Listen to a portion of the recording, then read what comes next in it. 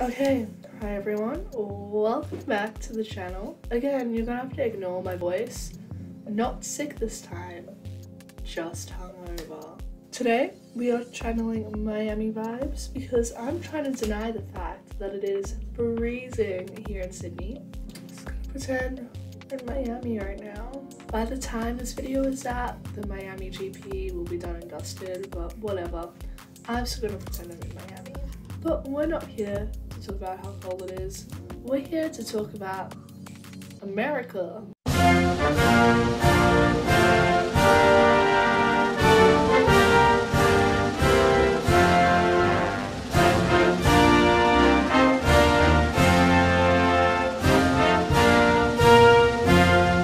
America, baby.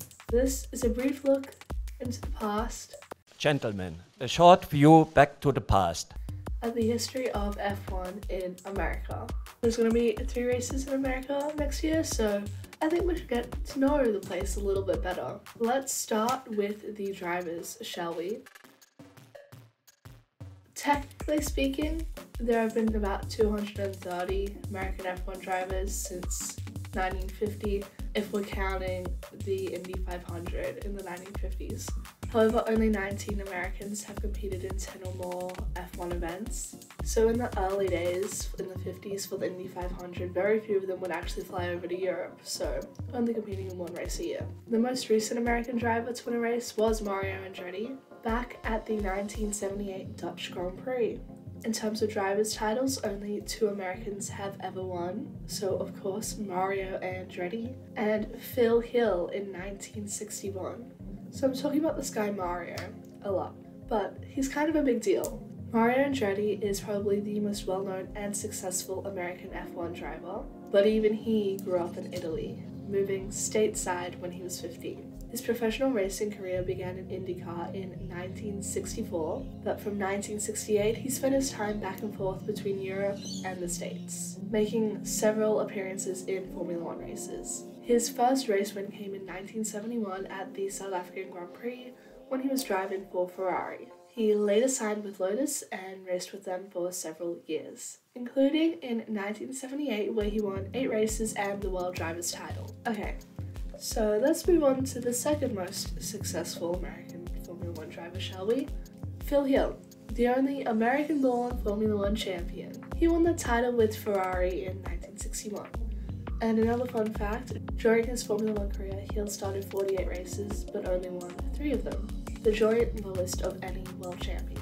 So the most recent American F1 driver was Alexander Rossi, who participated in 5 races in 2015. Now, on to tracks. The United States Grand Prix has been held on and off since about the 1950s. As of now, there have been over 50 Grand Prix held in America at over 10 different locations. If we're going way back, we can talk about the first Indy 500 events that were held between 1950 and 1960. However, there weren't many European entries, and it was sort of not really an official part of the calendar, but like it was, but it wasn't. You know what I'm saying? The Sebring was added to the calendar in 1959 and took place 3 months after the previous round in Monza. The starting grid also consisted of 7 American drivers. The race, however, was not successful from a promoter's point of view, and due to its isolated location, they barely broke even. Sebring was then replaced by Riverside in 1960, however, it suffered the same monetary issues. So after all the financial struggles of the USGP, it was moved to Watkins Glen in New York. It was an incredibly popular GP amongst the teams, the drivers, and the fans alike. And for a long time, it was America's home of F1. It was the longest running USGP event, going for 20 years. Over the time, it saw its fair share of battles, controversies, and tragic accidents. Some of the most famous include Jackie Stewart's retirement after his teammate was killed in 1973. In 1974, Watkins Glen served as the championship decider between Fittipaldi and Regazzoni. 1976 saw James Hunt win in his McLaren, while his closest championship contender Niki Lauda was in 3rd. However, Watkins Glen slowly began to deteriorate. Many drivers began complaining about the unsafe, bumpy track surface. The teams and press, however, were more concerned over the lack of facilities, as well as security to manage the now usually rowdy and out-of-control crowd. There was a short attempt to add a second Grand Prix alongside Watkins Glen as well, in places like California, Florida. Yeah, you get it. After Watkins Glen, Formula One attempted to replace the race with several different locations, including in Detroit, Dallas, and of course, the car park in Las Vegas. Who could forget? The next sort of major circuit was the Phoenix Street Circuit from 1989 to 1991. It was in the center of the city, however, it was unpopular with the residents as well as the drivers. Phoenix, like many American cities, is in a grid system, so that meant that there was a lot of 90-degree corners, made for a pretty boring race. The inaugural event in 1989 was held at such short notice, and it really wasn't that much of a success. Not a lot of tickets were sold. Part of the reason why it did so poorly was it was really hot. The first couple of years they were there, it was an American summer. They did, however, move to March. That didn't really help with the numbers, and it was soon cancelled. Formula One then returned to Indianapolis between 2000 and 2007, using the inner road course, which included about a mile of the oval.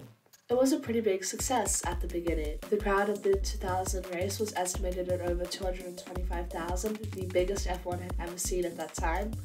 Obviously that's been surpassed now, so... However, this race also had its controversies. Let's talk about 2005. Perhaps one of the strangest Grand Prix we've ever had, with only 6 runners. This was due to the tyre rules at the time, with Michelin and Bridgestone. There was issues with the Michelin tyres, I believe, that led to 7 of the teams not starting, due to the fact that they wouldn't actually be able to finish the race on those set of tyres, and they weren't allowed to change tyres at the time. The whole event was considered a bit of a joke, with Ferrari's Michael Schumacher taking his 3rd consecutive USGP win, and with the Portuguese driver Tiago Monteiro, I think that's how you pronounce it, claiming his only Formula One podium, finishing a full lap down from the winner, because there was only 6 cars, and 2 of the teams were the 2 worst teams on the grid, and then you had Ferrari, so you know. The next few years weren't really a success at Indianapolis, so they kind of cancelled the event. Obviously, from 2012 till now, we race in Austin, Texas, baby. In 2012, it was quite controversial to make a purpose-made circuit in the middle of nowhere, Texas. But hey, the Circuit of the Americas is now a great success. Another Herman Tilke designed track, and obviously this has been a pretty big event. So many big names performing, so it has become quite the spectacle. And that brings us to now. We just had Miami. I don't know if it's gonna be good or not. It was qualifying this morning, so we'll see how the race goes tomorrow. But so far, it's been a good vibe, hence the shirt. So I'm going to assume most people know, but if you don't know, the Miami Grand Prix is new this year. It is located in the car park of the Hard Rock Stadium. Now, unlike previous car park Grand Prix, this one actually is kind of sick, it looks like a proper track. And obviously next year we have Las Vegas, which I'm kind of excited for just because of the vibes.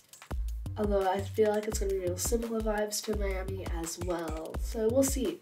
So yeah, that was a lot of information at once. But it's fair to say that the US has a significant history when it comes to F1 that not a lot of people know about. And yeah, now we have 3 races. In my opinion, maybe a bit too many, but we'll see. We'll see. We gotta give it time, and if they're all good tracks, I'm not gonna complain. And yeah, in terms of actually getting an American F1 driver, which I personally believe is what's truly gonna make America love F1, is that we need an American F1 driver. We need a proper American team. I know we have Haas, I know they're America's team, but Andretti have said that they're looking to join the grid in 2024. We might potentially see Colton Herta there, or maybe at McLaren. There's rumors of that. So yeah, Colton Herta. We also have Williams Jr. Logan Sargent, so there's a couple of Americans that could potentially make the jump up to F1 soon. Let me know, do you think 3 races is too many? Is it too little? Can we justify it? What are your opinions on the general history of F1 in America? Because I personally didn't realize that it was so huge, and that there was so many different places it was held at, and also that there have been so few really successful American drivers. probably because of IndyCar and NASCAR. Anyway, like this video if you like this video. Subscribe for more content like this. I'm trying to post more regularly, which is kind of exciting. And yeah, laters!